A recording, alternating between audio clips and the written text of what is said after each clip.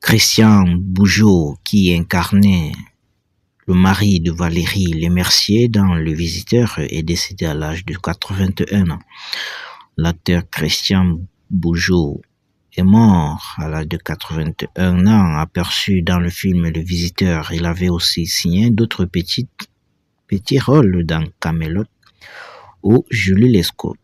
Christian Bougeot, acteur emblématique du cinéma et de la télévision française, est décédé à 81 ans, laissant une carrière riche de plus de 50 ans, marquée par des rôles cultes et une passion pour le cascade. Le monde du cinéma et de la télévision française est en deuil. Le comédien Christian Bougeot est décédé à l'âge de 81 ans, a annoncé son agence Singulariste aux médias professionnels, le film français.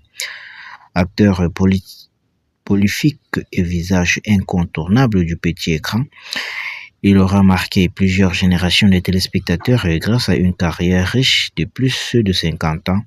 Si son nom n'était pas toujours connu du grand public, son visage, lui, était immédiatement reconnaissable, d'Héloïse la Brocante à la crème, en passant par Julie Lescaut ou encore une femme d'honneur. Christian Bougeot s'était imposé comme l'un des seconds rôles le plus appréciés du paysage audiovisuel français.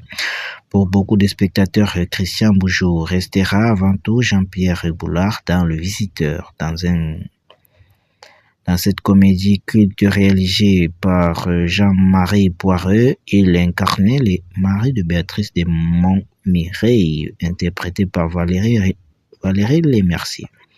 Son personnage de dentiste confronté aux extravagances de Godefroy de Montmirail et Jacques avait largement contribué au succès du film, sorti en 1993. Il reprendra d'ailleurs ses rôles dans Le Visiteur en 1998.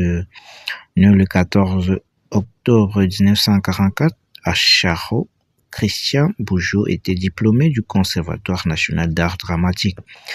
Mais avant de s'imposer comme comédien, il s'était également formé au métier de cascadeur. Au cours de sa carrière, il participa à de nombreux spectacles équestres et tournois de chevalerie à travers le monde.